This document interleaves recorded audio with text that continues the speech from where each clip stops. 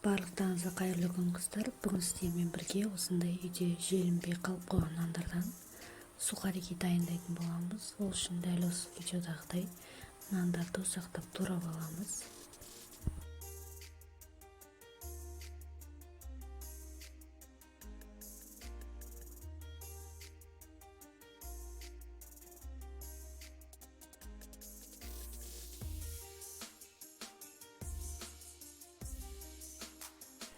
Сосын осындай приправамызды алып еземіз.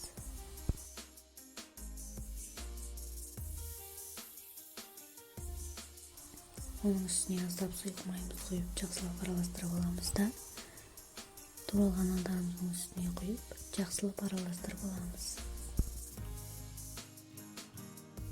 Осылай араластырып болғаннан соң 5-6 минутқа 180 градуста печке қыздырып аламыз.